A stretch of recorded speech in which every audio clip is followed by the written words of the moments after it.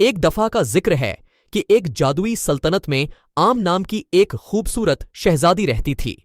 इसका नाम इस मीठे और रसीली फल के नाम पर रखा गया था जो ममलकत के सरसब्ज बागात में बकसरत उगता था। शहजादी आम को हर वो लोग पसंद करते थे जो उसे जानते थे, उसके नरम दिल और नरम मिजाज की वजह से। एक दिन बागात में घूमते हुए शहजादी आम ने एक छिपे हुए रास्ते पर ठोकर खाई जिसे उसने पहले कभी नहीं देखा था।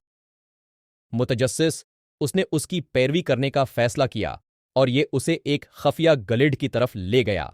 गलिड के बीच में आम का एक बहुत बड़ा दरख्त खड़ा था। इसकी शाखें सुनहरी फलों से भरी हुई थीं।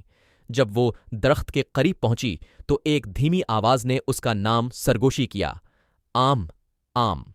इसने उर्द-गर्द देखा, सोच रही थी कि उसे कौन बुला रहा है, और इसी वक्त इसने देखा एक छोटी सी परी जो इसके अंगूठे से बड़ी नहीं थी, जिसके पर ततली की तरह नाजुक थे। परी ने अपना तारुफ फिलिक्स के तौर पर करवाया जो आम के दरख्त के मुहाफिज है। उसने शहजादी मैंगो को बताया कि उसे एक खास तहफा हासिल करने के लिए चुना गया था, एक जादुई आम जो उसकी गहरी ख्वाहिश को पूरा करेगा। शहजादी आम बहुत खुश थी। वो हमेशा किसी भी बीमारी या चोट को ठीक करने की ताकत रखने का ख्वाब देखती थी, और वो जानती थी कि यह जादुई आम उसका ख्वाब पूरा कर सकता है। फिलिक्स ने उसे एक सुनहरी आम दिया, और जैसे ही उसने काट लिया, उसने अपने जिस्म में तवानाई और गर्मी फैलती महसूस की। अचानक वो एक नर्म सुनहरी रोशनी से घरा हुआ था, और वो जानती थी कि उसकी ख्वाहिश पूरी हो गई है। इस दिन से शहजादी आम ने जरूरतमंदों की मदद के लिए अपनी नई ताकत का इस्तेमाल किया। उसने ममलकत का सफर किया, बीमारों और जख्मियों को शफा दी, और वो जहां भी गई खुशी और मुसरत लाया।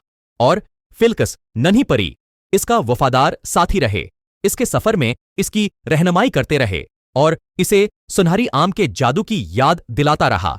जैसे जैसे साल गुजरते गए, शहजादी आम को शफा देने वाली शहजादी के नाम से जाना जाने लगा, और इसका अफसाना दौर दौर तक फैल गया। और जब भी किसी ने आम के दरख्त के मीठे रसीले फल का मजा चखा, उन्हें इस मेहरबान और शरीफ शहजादी की कहानी याद आई जो उनकी बादशाही में उम्मीद और खुशी लेकर आई थी।